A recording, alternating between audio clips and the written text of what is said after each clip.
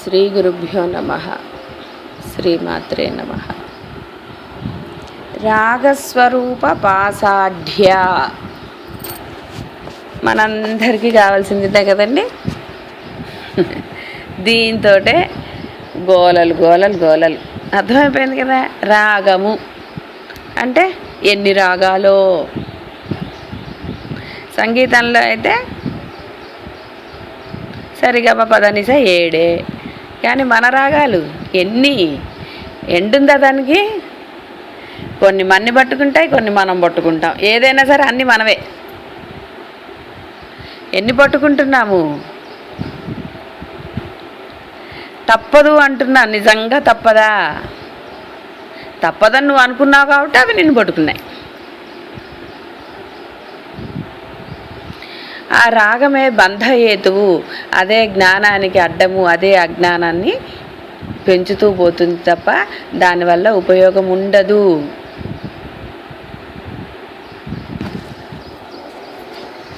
మనం అనుకుంటాం, అయ్యో మనం అనురాగం, ఈ రాగం లేకపోతే ఎలాగండి. అది ఎవరి మీద అన్నా కావచ్చు, పిల్లల, మనవాళ్ళు మనవరాళ్ళు అంటే ఇక్కడ ఎవరిని ఉద్దేశించి కాదండి. అందరి సంగతులు నాకు తెలుసు కాబట్టి ఎవరినన్నా ఉద్దేశించి అంటున్నాను మటుకు ఎప్పుడూ భావించకండి. ఎందుకంటే చెప్తూ ఉన్నప్పుడు ఏదో చెప్తూ ఉంటాను తప్ప ఒకళ్ళని పర్టికులర్గా భావించి చెప్పడం అనేది జరగదు ఇక్కడ. కాబట్టి ఎవరు అలా భావించకండి. ఎందుకంటే రమణ మహర్షి చెప్పినట్టుగా ఏది జరగాలో అదే జరుగుతుంది. ఇక్కడ మనం పట్టుకున్నామా లేదా అది మనని పట్టించిందా, మనకి తప్పలేదా అన్న వాటి గురించి డిస్కషన్ అనవసరం. ఎందుకంటే మనం పట్టుకున్నా ఏది చేసినా మనం దానికి తగ్గ సంజాయిషీలు ఉంటాయి మన దగ్గర, దానికి తగ్గ వివరణ ఉంటుంది. ఎప్పుడు అది మనం చేయదలుచుకున్నప్పుడు. అదే మనకి ఇష్టం లేనప్పుడు మనకి సరిపడా ఉంటాయి. అంటే మనిషికి భగవంతుడు అలా పెట్టాడు 2 నాలుకల్లాగా. ఎటైనా మాట్లాడగలడు, ఆ పని చేస్తాడు అంతే వాడు. అదే రాగము.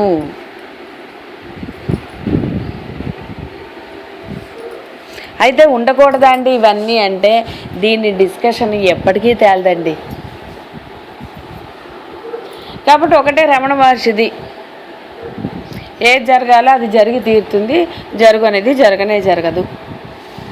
అందుకని మన ప్రయత్నం ఏమీ లేకుండా హాయిగా అమ్మ నామని చెప్పుకుంటూ ఉన్నామనుకోండి, రాగస్వరూప పాసాఢ్య రాగస్వరూప పాసాఢ్య అనుకుంటూ ఉన్నామనుకోండి, ఆవిడ శుభ్రంగా మన అజ్ఞానాన్ని తొలగించి జ్ఞానాన్ని పెంచుతుంది. అయితే ఇప్పుడు మనం చేసేది అంటే ఇప్పుడు మనం ఏమన్నా కొన్ని పనులు చేయవలసి వస్తే, ప్రేమ చూపించాలన్నా, ఇంకోటి చేయాలన్నా, ఇంకోటి చేయాలన్నా వీటన్నిటి చేయకూడదా?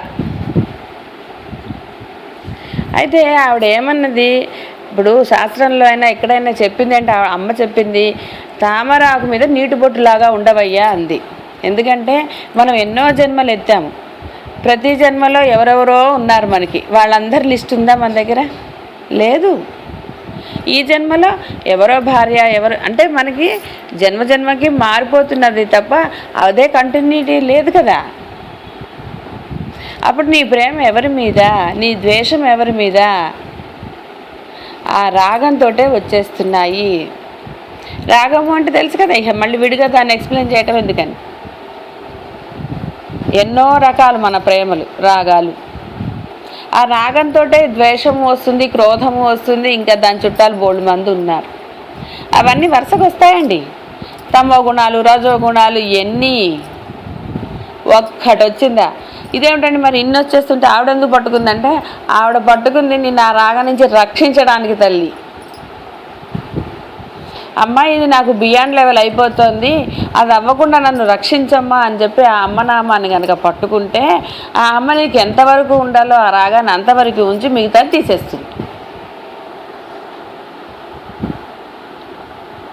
అయితే మనం ప్రతిసారి ఏం చేస్తాము, అమ్మను పట్టుకోం కదా.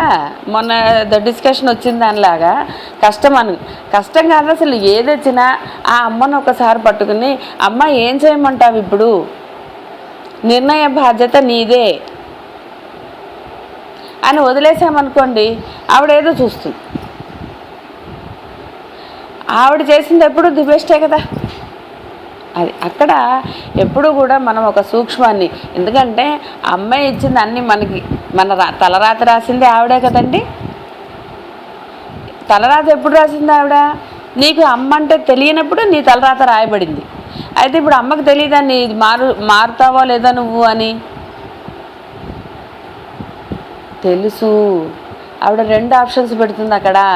వీడు మారితే వాడు బతుకులాగా, మారకపోతే ఇగో ఇది అసలుది, అంటే పూర్వజన్మ నుంచి ఏవేవి తెచ్చుకున్నాడు, ఈ జన్మలో ఏం తెచ్చుకున్నాడు, ఇలాంటివన్నీ అక్కడ లెక్కకు వచ్చేస్తాయి. ఎందుకు అమ్మ అలా చేయొచ్చు కదా అంటే, అమ్మ చెయ్యదు, నువ్వు ప్రయత్నం చెయ్యాలి కదా, నువ్వు పట్టుకోవాలి కదా అమ్మని. అమ్మ చెప్పింది, ఇదిగో నేను ఇలా ఉన్నాను, ఇంత గొప్పదాన్ని నేను, నన్ను పట్టుకున్నావంటే, అసలు ఒక నామాన్ని చెప్పావంటే మనసా వాచ నీకు ఇవన్నీ తీసేస్తాంటా అని ఆవిడ అన్నీ మనకి తెలియచెప్పింది. ఎంతోమందికి తెలియచెప్పలేదు, ఎంతోమంది తెలుసుకున్న దాన్ని వాళ్ళు గ్రహించుకోలేదు. కానీ మనం గ్రహించుకుని కొంచెం ముందుకు వెళుతున్నాము, ఆ అమ్మని ప్రార్థన చేస్తున్నాము, అమ్మ నువ్వే ఉంటున్నావు అని ఒక మాట అంటున్నాము. ఆ మాట ఎలా రావాలి? లోపల నుంచి రావాలి, మనసా వాచ కర్మణగా రావాలి. వస్తోంది కాబట్టి అప్పుడప్పుడైనా మనకి మనసావాచ కర్మణ అప్పుడప్పుడు అంటున్నాం మనం, వస్తోంది కాబట్టి ఆ అమ్మ యొక్క నామాన్ని పట్టుకోవాలి. ప్రతిదానికి పట్టుకోండి, మంచికి చెడుకి రెండింటిగా ఉండే పట్టుకోండి.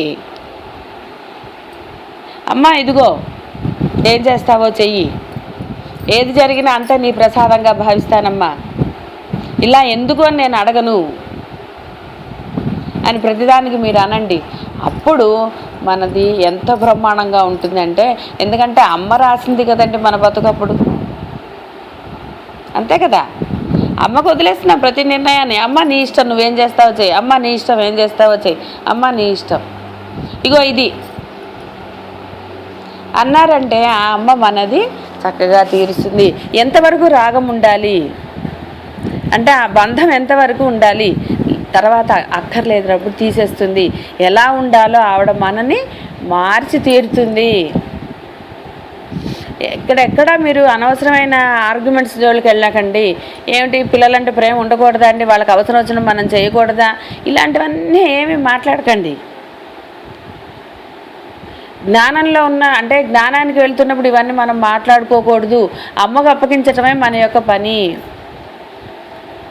ఇందాక చెప్పుకున్నాము, ఏ జన్మలో మళ్ళీ ఎక్కడి వరకు అక్కడి వరకే రాగము. ఆ రాగం అలా ఉంటే ఉద్యోగాలకు వెళ్ళగలుగుతారు ఆడవాళ్ళు. ఇవాళ రేపు బంధం తెంచుకునే కదా వెళుతున్నారు, అవసరమై వెళ్తున్నారా ఉద్యోగాలకి? కాదు, అవసరం లేకపోయినా సరే ఉద్యోగాలకు వెళుతున్నారా లేదు, ఇది ఎవరిని ఉద్దేశించి కాదు. దయచేసి ఎవరు బాధపడకండి.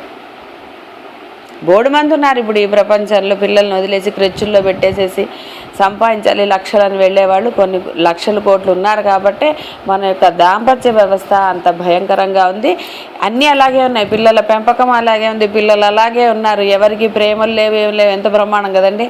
వాళ్ళందరూ ముందు జన్మలో రాగస్వరూప పాసాధ్య అనుకున్నారు, గొడవలేదు. అంటే వాళ్ళందరూ ముందు జన్మల్లో చదివేశారు కాబట్టి ఈ జన్మల్లో రాగాలు లేవు, ఏది లేదు. ఎంత హాయి అంటే అలాగే. ఎంత మేరకు అవసరమో మనకి తెలియదు కాబట్టి ఆ అమ్మని వేడుకుంటే అమ్మ అని ఆ అమ్మ తప్పకుండా మనకి ఎంత మేరకు మనకి ఆ బంధం ఉండాలో ఆవిడ చూస్తుంది. అనవసరమైన బంధాలని, అనవసరమైన వీటిని ఆవిడ తీసేసి మనని రక్షిస్తుంది. కాబట్టి మనకి బంధాలు ఎక్కువ ఉన్నాయి, అనవసరమైన రాగాలు ఎక్కువైపోయాయండి, ఉన్నదానికన్నా ఎక్కువ ఉన్నాయి అనుకున్న వాళ్ళు మనం ఈ మంత్రాన్ని కూడా చెప్పుకోవచ్చు. రాగస్వరూప పాసాధ్యయ నమో నమః నామనామం చెప్పుకోవచ్చు. అంటే ఇక్కడ మనకి ఇందాక బాహువులు వర్ణించారు కాబట్టి నిన్న ఇవాళ బాహువుల్లో ఉన్న ఆయుధాలు. సరే, అందుకని ముందే ఏం చెప్పారు, పాసం గురించి. రాగమే పట్టుకున్నాడు ఆయన ఫస్ట్. ఏది ఫస్ట్ చెప్పాలో అదే చెప్పాలి కదండి. రాగంతో కదా మనకు ఎన్ని వచ్చాయి, ఇందాకే చదువుకున్నాం కదా ఎన్ని రాగంతో. కాబట్టి అవి తీసేయాలి. కాబట్టి అవి మొదట మనకి ఆ పాసం గురించి చెప్పారు. పాసం పట్టి పీడుస్తోందండి అంటల్లా.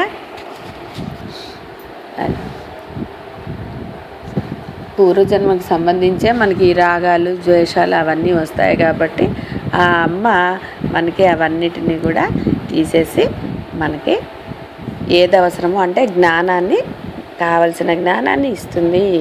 కాబట్టి మనం ఈ జన్మలోనే మనకి ఆ అమ్మ దగ్గరికి వెళ్ళాలి, ఆ అమ్మ దగ్గరే ఉండాలి అని అనుకున్నప్పుడు, అంటే ఆల్రెడీ మనం బోల్డు సమయం వృధా చేశాం కాబట్టి చిన్నపిల్లలు కావచ్చు, పెద్దవాళ్ళు కావచ్చండి. అంటే ఇంకా మనం చిన్నపిల్లలం కదా అని చెప్పి కొంతమంది ఏమన్నా ఆ తర్వాత చూసుకుందాం లేదు అనకండి. పిల్లల్ని పెంచటంలోకి ఎంత రాగం కావాలో అంత రాగం ఉంచుతుందండి. కంగారు పడకర్లే పిల్లలు. అయ్యో ఏమంటే ఇప్పుడు రాగం లేకపోతే పిల్లల్ని ఎలా పెంచుతామండి అని అనక్కర్లేదు.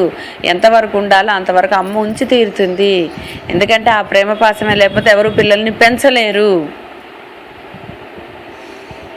ఏదన్నా చేయగలుగుతారా? చేయలేరు.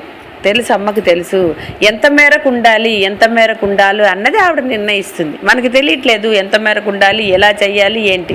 కాబట్టి ప్రతిరోజు లేవగానే అమ్మ నమస్కారం చేసుకుని, అమ్మ ఈ రోజంతా నీ యొక్క ఆజ్ఞతో జరగాలమ్మా, ఈ రోజంతా నువ్వు ఎక్కడికి వెళ్ళకమ్మా, నా దగ్గరే ఉండని, ఆ నిమిషానికి నిన్ను ఒట్టిగా నామస్మరణ చేస్తూనే ఉంటాను నేను, నాకు చేతనేది అదొక్కటే కాబట్టి ఈ రోజంతా నువ్వే కాపాడాలి తల్లి అని చెప్పేసి అనుకుంటే ఈ రోజునంతా ఆవిడ నియంత్రించేస్తుంది. అది కాబట్టి ఎంతవరకు ఉండాలి రాగము, పిల్లలకి ఎంత మేరకు మనం ఆ ప్రేమ ఇవ్వాలి, ఎంత మేరకు ఇవ్వకూడదు అనేది కొంత వాళ్ళ యొక్క పూర్వజన్మ మీద డిపెండ్ అయ్యి ఉన్నా నీకు కూడా ఆవిడ చేస్తుంది. ఒకవేళ పూర్వజన్మతో ఉంటే మనకి ఇప్పుడు ఆ ప్రేమ లేదనుకోండి, అప్పుడు ఏం చేస్తుంది ఆవిడ? ఆ ప్రేమ కలిగిస్తుంది. అంటే అవసరమైన ప్రేమ కూడా కావాలి, ఎంతవరకు అంతవరకు. అంటే లేనివాడికి ప్రేమ కలిగిస్తుంది, ఉన్నవాడికి ఎక్కువ ఉన్నవాడికి తీసేస్తుంది. రెండు చేస్తుంది ఆవిడ. అంతగాని ఎప్పుడు ఆవిడ తీసే పని ఏంటి కాదండి. ఎంత ప్రేమ అవసరమో అంత ప్రేమ కూడా ఆవిడ ఇచ్చి తీరుతుంది. ఇవన్నీ కూడా సూక్ష్మమైన శక్తులు. కనపడుతుంది ఏంటండి ప్రేమ? చెప్పండి, ఎంత రహస్యం ప్రేమ. అది అందుకని ఆ రాగాన్ని మనం అంటే రాగస్వరూప పాసాఢ్య అని నామాన్ని కనుక మనం పట్టుకుంటే ఎంత మేరకు అవసరము, ఎంత మేరకు అవసరం లేదు అన్నది కూడా చూస్తుంది ఆవిడ ఆ రాగాన్ని. అంటే అది బంధహేతువు కాకుండా, అజ్ఞానహేతువు కాకుండా, మనకి జ్ఞానానికి అడ్డం రాకుండా ఆవిడ మనని జ్ఞాన మార్గంలోకి తీసుకెళ్ళి ఆవిడ దగ్గరికి తీసుకెళ్తుంది. ఎప్పుడు? ఈ జన్మలోనే తీసుకెళ్తుంది. తీసుకెళ్ళకపోతే ఇంత చెప్తుందా మనకి? ఆవిడ గురించి తెలుసుకునే అవకాశం ఇస్తుందా? తెలుసుకున్న బుర్రలోకి వెళ్ళే ఏమనాలి దాన్ని, అనుగ్రహాన్ని ఇస్తుందా? ఎందుకంటే మజ్జా సంస్థ హంసవతి అంతా అంటే లోపలంతా నిబిడీకృతమై ఉన్నది ఆవిడే అయినప్పుడు ఆవిడ అనుగ్రహం లేకపోతే అది లోపలికి వెళ్ళి మన ఆ భావన చేయనిస్తుందా? లేకపోతే ఏమవుతుంది? మళ్ళీ నెగిటివే వస్తుంది.